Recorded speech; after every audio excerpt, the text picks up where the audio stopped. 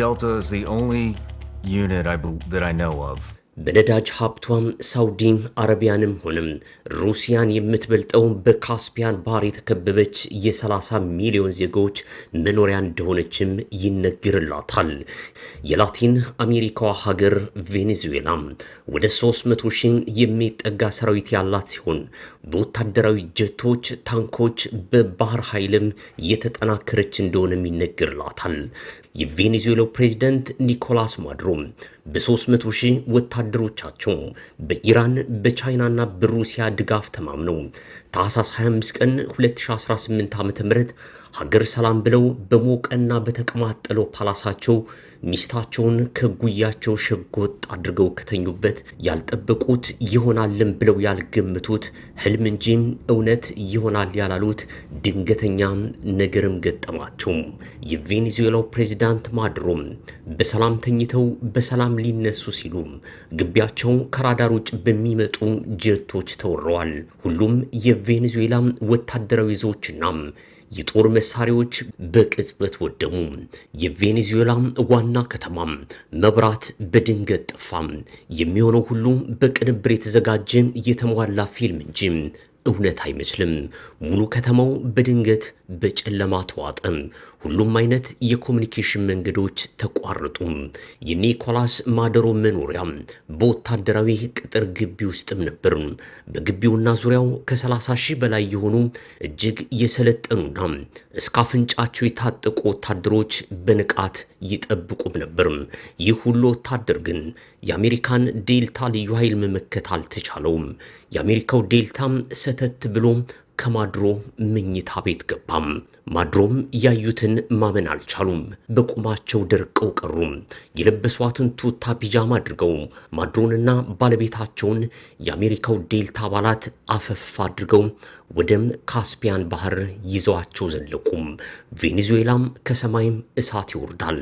የካራካስ ከተማ መብራት ቢጠፋም በሚነዱ እሳቶች ወጋገን ይታይ ጀመር።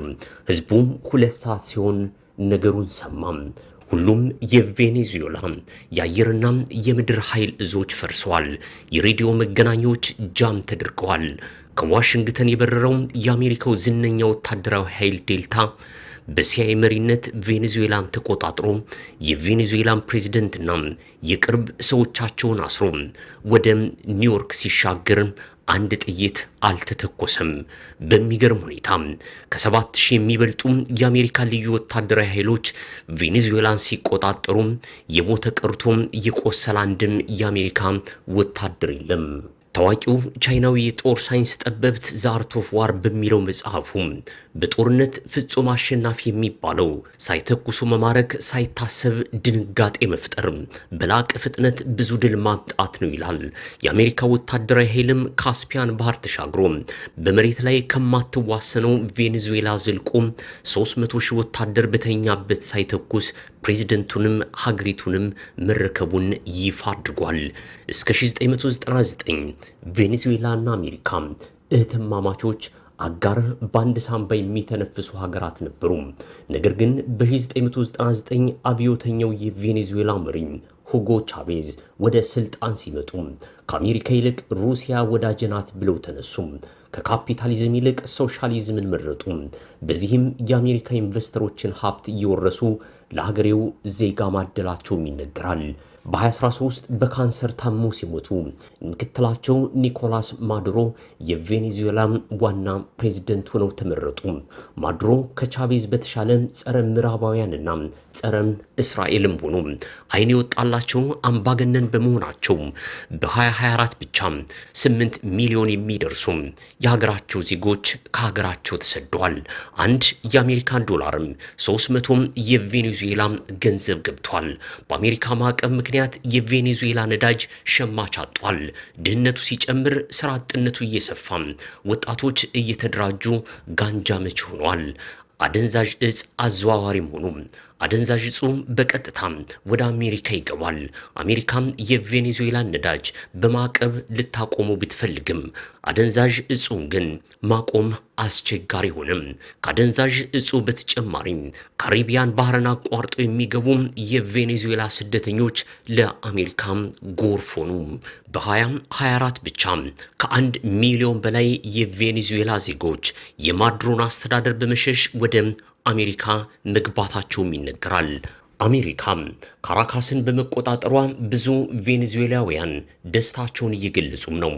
ዶናልድ ትራምፕ በጊዜያዊነት ቬኔዙዌላን ተቆጣጥረን ለቬኔዙዌላና ለአሜሪካ የተመቸ መንግስት እንፈጥራለን ያሉ ሲሆን የቬኔዙዌላን ነዳጅም የአሜሪካ ኩባንያዎች ገብተው ያለሙታል ሲሉም ተደምጠዋል። አሜሪካም የኢራን የቻይናንና የሩሲያን እጅ በመቁረጥ የቬኔዙዌላ ነዳጅ ለብቻዋም እየተቆጣጠረችም ይመስላል። የቬኔዙዌላ መከላከያ ሰራዊት በደፈጣ ዋጋለው ሲል የቆየ ቢሆንም የአሜሪካ ኃያልነት ስላሰገው ግን በድርድር መንግስት እንዲመሰረት ጥሪ እያደረገም ነው።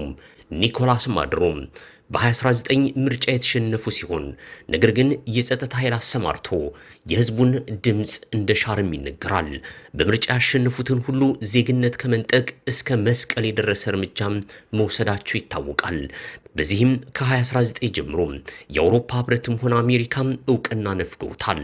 እንዳውም አሜሪካ ማዱሮን የገደለም ከ10 እስከ 50 ሚሊዮን ዶላር ጉርሻ ለመስጠት ተዘጋጅታም ነበር።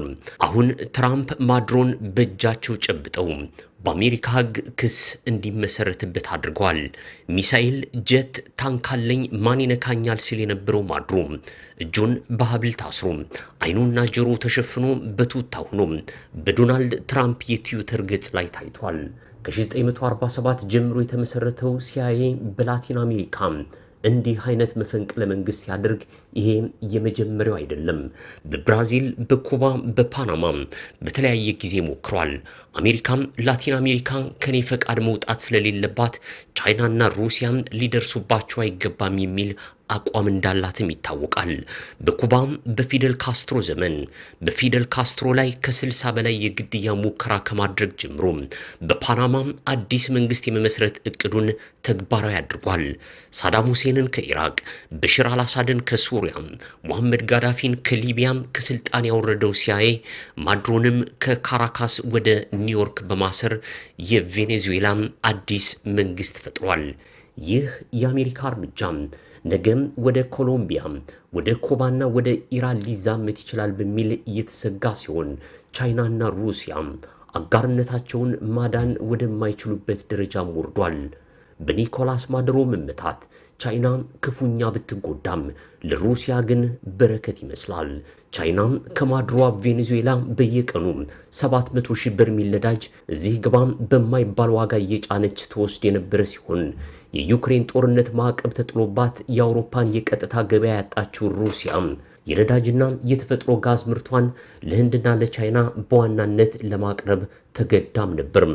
ቻይናም ከቬኔዙዌላ እስከ ኢራን ከሌሎች ከባህረ ሰላጤው ሀገራት እስከ ሩሲያ አማራጭ ስለነበራት ሩሲያ የቻይና ገበያ ለማግኘት በዋናነት ከቬኔዙዌላ ዋጋ ጋር መፋለም ነበረባት።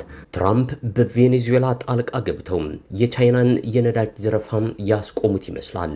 ይህ ደግሞ የቻይናን ድንበር ለማትዋሰነው ሩሲያ እልል በቅምጥ የሚያስብል አጋጣሚ ሆኗል።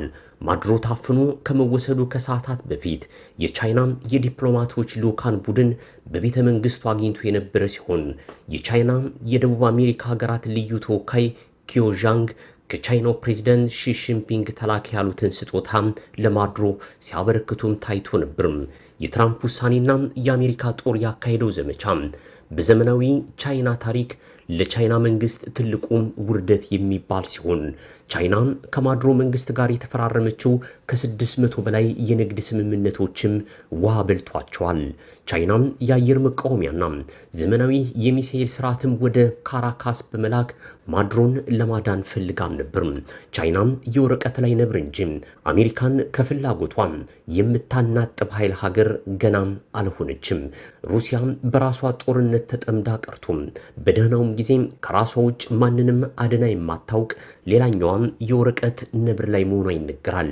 ተወደደም ተጠላም በዚህ ጊዜም በዓለም ላይ ያሻቸውን የሚያደርጉ ሀገራት ቢኖሩ ሁለት ናቸው፣ አሜሪካና እስራኤል። እስራኤል በምስራቅ አፍሪካ አዲስ ሀገር አዋልዳ ሶማሌላንድን ስትፈጥር፣ አሜሪካ ደግሞ ቬኔዙዌላን በራሷ ጥላ ስር አድርጋለች። ቻይናም ሩሲያም ተመድን ቢያወግዙ የሚቀየር ነገር ያለ አይመስልም። ያያባል ከጅላ ያስጥልም ሆኖ ሺጂንፒንግም ፑቲንም ሳያድኑት የቬኔዙዌላው መሪ ማዱሮም ሲአይኤ ባቀናጀው ፔንታገን በመራው ይልቁንም የአሜሪካ ልዩ ኃይል ዴልታ ፎርስ ፊት አውራሪ በሆነበት ዘመቻ ተይዞ ለግፍ የግዞት ስርዓት ጉዞ ወደሚጠላት ሀገር ወደ አሜሪካ ሆኗል። ዘመን ተቀየረ እንጂ ዓለም የምትመራበት ሕግ ዛሬም እንደ ትናንቱ ተመሳሳይ ነው።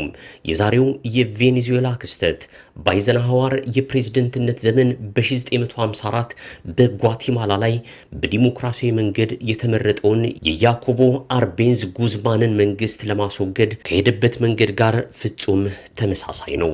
ዩናይትድ ፍሩት ካምፓኒ የሚባለው የአሜሪካ የፍራፍሬና አትክልት ምርቶችን አቅራቢ ድርጅት ከፍተኛ የመሬት ወረራ ፈጽሞ የሀገሬውን ገበሬዎች ከባርነት በከፋ የጉልበት ብዝበዛ ከሚፈጸምባቸው የደቡብ አሜሪካ ሀገራት መካከል ጓቴማላ አንዷ ነበረች። የጓቴማላ የገበሬዎች አመፅን በመምራት በዲሞክራሲያዊ መንገድ ምርጫ በማካሄድ አንድ ያኮቦ አርቤንዝ ጉዝማን የተባለ ግለሰብ መሬት ለዩናይትድ ፍሩት የሚለውን ያልተጻፈ ሕግ ሽሮም መሬት ላራሹ ብሎ በማወጅ የጓቲማላን ገበሬም የመሬት ባለቤት ከማድረግ አልፎ ከባድ ኮርፖሬት ባርነት ነፃ ወጣ። ይህ ክስተት ግን በሰሜን ንፍቀ ክበብ ተደላድሎ የተኛውን የአሜሪካን ካፒታሊስት አስቆጣ። ባለፈርጣማ ጡንቻው ዩናይትድ ፍሩት የህግ ጉዳዩን በሙሉ ሃንድል የሚያደርግበት ሱልቪያን ኤንድ ክሮምዌል የተሰኘ ኮርፖሬት ሎ ፊርም ነበር። ይህ የአሜሪካ መልቲናሽናል ድርጅቶች ጠበቃ ድርጅት በስመጥር የህግ ባለሙያዎችና የዌል ስትሪት ባለሀብቶች ባለቤትነት የተመሰረተ ሲሆን የባለቤትነት ድርሻ ካላቸው ሰዎች መካከል ደግሞ የአንድ ወቅት የህግ ባለሙያ የነበሩት ወንድማማቾቹም ጆን ፎስተር ዳላስ ወይም የዳላስ ኤርፖርት በስሙ የተሰየመለትና ኤለን ዳላስ ይገኙበታል። ለጓቲማላ ሰኔና ሰኞ ሲገጣጠሙባት ፕሬዚዳንት አይዘንሃወር ወደ ስልጣን ሲመጡ ጆን ፎስተር ዳላስን የውጭ ጉዳይ ሚኒስትር ወይም ሴክሬታሪ ኦፍ ስቴት፣ ታናሹም ኤለን ዳላስን የሲአይኤ ዳይሬክተር አድርገው መጡ። ባጭሩም ዩናይትድ ፍሩት ማሊያ ቀይሮ የውጭ ጉዳይ ሚኒስትርም ሲአይኤም ሆነ ማለት ነው። የያኮብ አርቤንዝ ጣፈንታም ያበቃለት ያኔ ነበር። የቀረ ነገር ቢኖር ኦፕሬሽናል ስራው ብቻ ነበር። ያንንም ልክ እንደ ዛሬው የቬኔዙዌላ ክስተት ፔንታገን፣ ሲአይኤና የውስጥ ባንዶችን በማጣመር ተግባራዊ ያደረጉት። ጓቲማላና ህዝቧም ተመልሰው አመለጥ ነው ያሉትን የብዝበዛ ቀንበር እስረኞች ሆኑ። 300,000 ሰራዊት በተኛበት እንደ ተራ ሌባ መዞ ያወጣው ፔንታጎን ለኢራንም ሌላም ስጋት ፈጥሯል። በኢራን ከባድ የተባለ አመጽ እየተደረገ ሲሆን አመጹን በኃይል ለመግታት ከተሞከረም አሜሪካም ቴህራን ገብታ ህግ ታስከብራለች ሲሉም ትራምፕ ዝተዋል። እስራኤልም ሙሉም የስለላ ስራዋን አጠናቃ ለትራምፕ ማስረከቧ ተነግሯል። ማድሮንም ሆነም አያቶላህ ካሚኒ በህዝብ የተጠሉ ስለሆኑ የውጭ ኃይል በቀላሉ ሊያጠቃቸው መቻሉ ግልጽ የሆነ ይመስላል። ጤና ይስጥልን። መንገዳችን በዚሁ ተቋጨ።